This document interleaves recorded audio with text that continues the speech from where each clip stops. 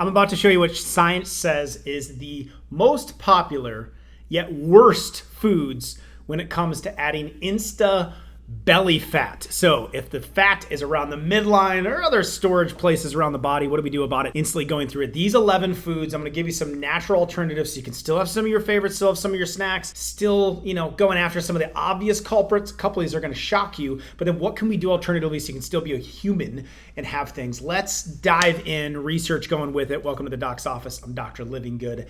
But before we dive right in, why this is very, very important, the belly fat, outside of looks, outside of how you feel about yourself, or maybe that you need to lose a few pounds, what I'm really referring to in these 11 foods is which ones create organ fat.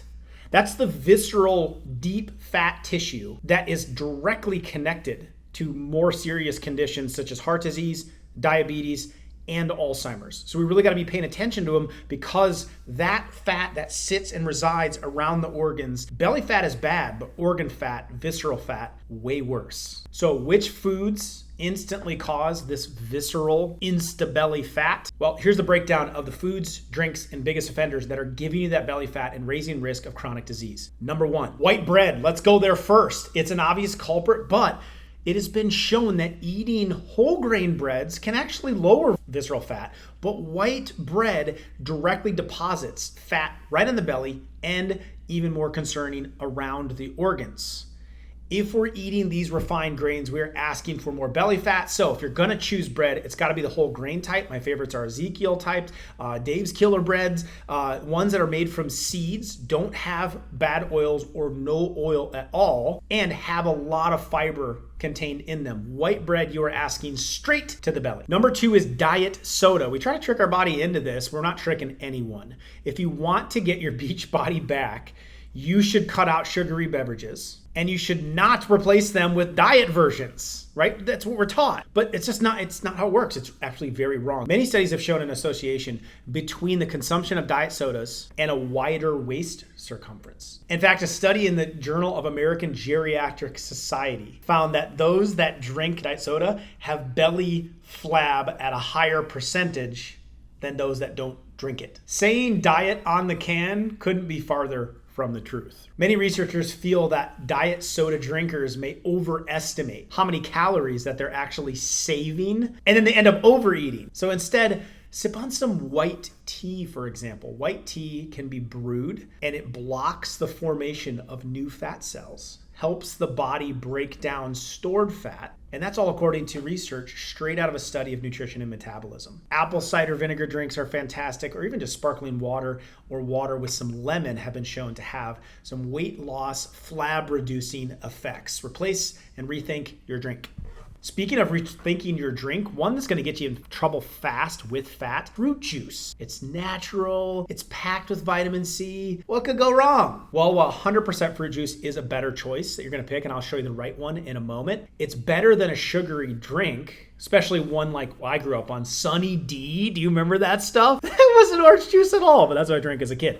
So how do we get you off of that? Even if the fruit juice has all the natural stuff, it still packs in 36 grams of sugar per cup.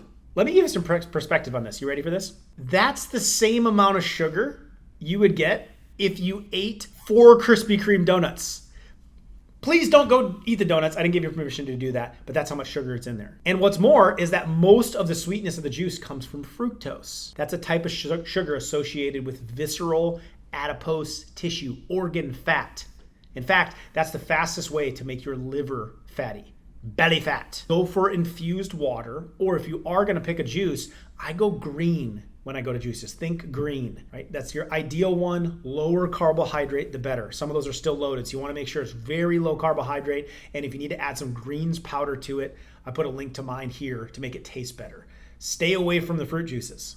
Number 4 is chocolate. Now, before the chocolate lovers attack me, let's make it very clear. There's a distinctive difference between dark chocolate lovers and milk chocolate lovers, and it's right on the waistline. In fact, dark chocolate is swimming in healthy benefits. According to a study published in Heart magazine, eating just 3.5 ounces of a dark chocolate a day can actually help lower your risk of heart disease. It's got antioxidant effects. I don't think it's my first food I would pick for lowering heart disease, but it can have benefits, right? Plus, it can help reduce belly fat. But its counterpart, milk chocolate, there is the problem. Milk chocolate bars are loaded with sugar. They're typically packed with a ton of calories. And an American Journal of Clinical Nutrition study found that the food that was associated with the most weight gain in the belly, chocolate bars. So I fixed this solution. I made a Livingood daily bar, peanut butter version or a coconut one, and I can have those. My kids can have those. In fact, it's in the food category in our house where I never have to say no. Literally came downstairs the other day and my 3-year-old was eating one for breakfast. But it's dark chocolate. It is sweetened with healthy natural sugar alternatives, so it doesn't pack on the excess unhealthy fats or excess sugars. It has healthy fats in it, and it's a great replacement that doesn't spike those insulin levels. So you may check that one out. I put a link for it. Number 5 is surprising. Canned soup. This is a giant aisle in the grocery store. And there are plenty of soup options that just sneak in with a ton of sodium and a lot of MSG, especially Campbell's and the knockoff of Campbell's. They sneak in this processed salt. Now, salt itself is not the problem, but processed salt is, because it retains a lot of fluid, and you start retaining a lot of fluid, a lot of weight. Also makes you eat more, as well as its counterpart, monosodium glutamate. Monosodium glutamate, also known as yeast extract and other sneaky names that they put on the cans of soup, causes belly bloat and can actually increase your appetite and hinder your ability to even know when you're full. Talk about belly fat, insta belly fat. This is oftentimes found in Chinese food. You just eat and eat and eat and eat. You know, buffet food, you eat and eat and eat and eat. It's also found in Doritos and chips. You just eat and eat and eat. And you don't know when to stop. So canned soup, you're better off making your own. Get some good, healthy bone broth. Fantastic for the gut. And it doesn't have those chemicals that are going to make you keep eating it. Speaking of chips, they come in as number 6. In a contest to find the very worst possible food for your belly, Harvard researchers believe they have a winner. Chips. It's not that they're just crusted with salt that causes mid-level bloat. It's not even that they're a pure calorie play. There are plenty of more caloric snacks out there. What makes potato chips so especially bad for your belly is not what they have, but it's what they lack. They lack the ability to make you feel satisfied. I mean, how many of you just open a bag of chips and we're like, at 4, I'm good. 8, kind of full. Never happens. A handful of chips can turn into a bag in no time. So it's best to not put them into your cupboard. If you still like that crunch, I suggest kale chips. You never tried those? You should give them a try. Really easy to make in a toaster oven. Sprinkle a little sea salt on them. They're surprisingly give you a good crunch. Pretty dang good. Your belly will sure thank you.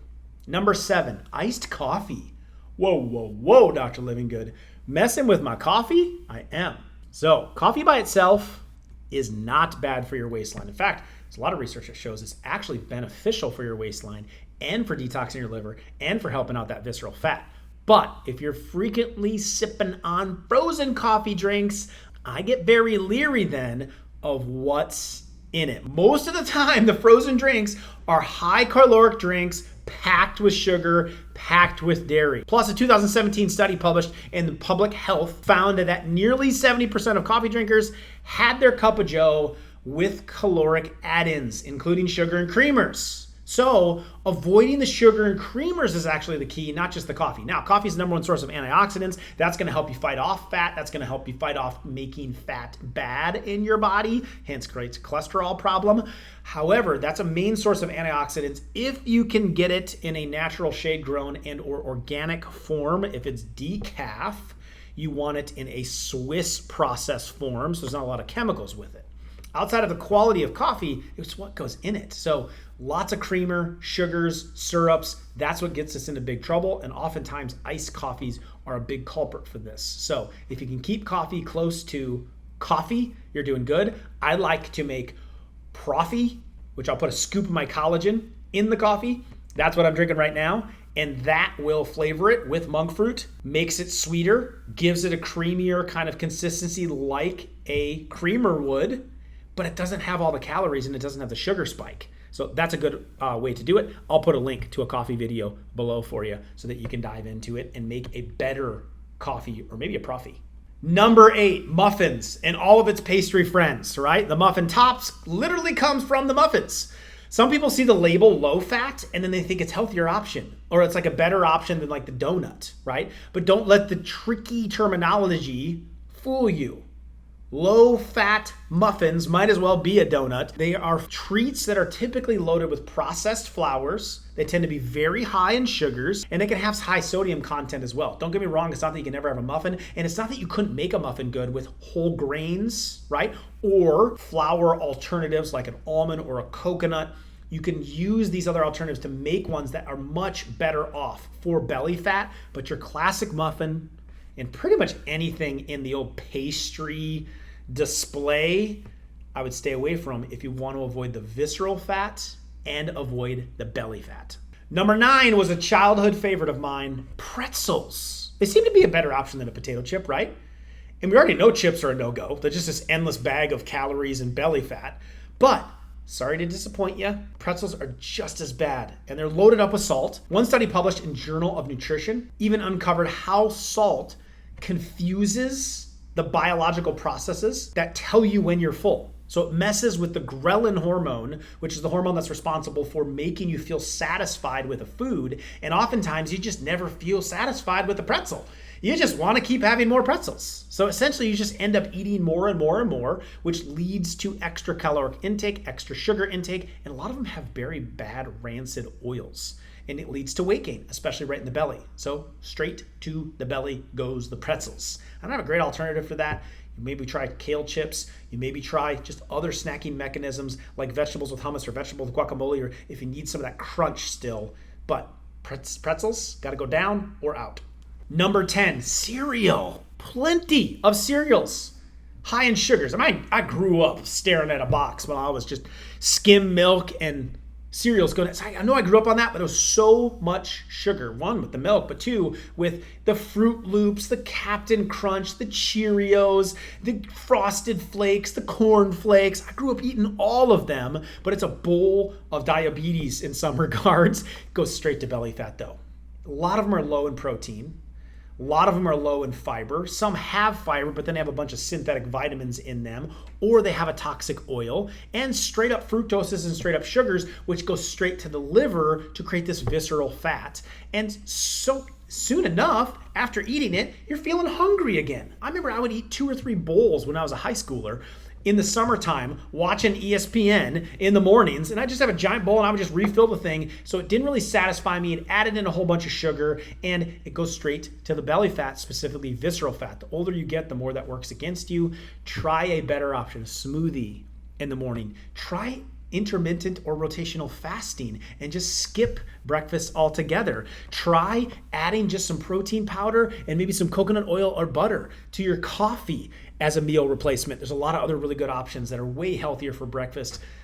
Your belly's asking you to skip the cereal. Number 11, all I can think about is the Chris Farley, Adam Sandler skit where Chris Farley is on a diet and Adam Sandler, they're sitting in a restaurant, they're dressed up as females for this skit. And like, I thought you were on a diet. And he goes, lay off me, I'm starving, as he's eating the fries. Fries. I mean, listen, any fat-laden bad carb will make you gain weight, but there is something almost magical about the effects of fried spuds on your body's fat storage system.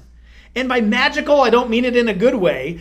You see, one longitudinal Harvard study found that people who ate fries regularly gained more than 3 pounds of body weight every 4 years. Over the course of the study, the French fry eaters gained 13 pounds of straight belly flab from fries alone. So it's not that you can never have a fry again, but if it is a regular part of your diet each week, we've got to start making some shifts in the lifestyle for the sake of your organs. Try air frying or using a toaster oven sweet potatoes. They're higher in nutrients, especially B vitamins, lower in the sugar content. Your body can process them better. So try a sweet potato fry, air fry it with no oil, way better option to go to if you just have to have that fry. 11 foods that go straight to the belly, but more importantly, they go into the visceral fat. So fat is bad, but fat around your organs is worse, specifically your liver. If you have never properly detoxed your liver, now is time. Over 50% of Americans have fat built up in their primary detoxifier, We got to clear it out. You can do it in as quick as 14 days. I put a video on exactly how to do that and what to avoid, but more importantly, to know if you already have some liver signs. Check that video out right here.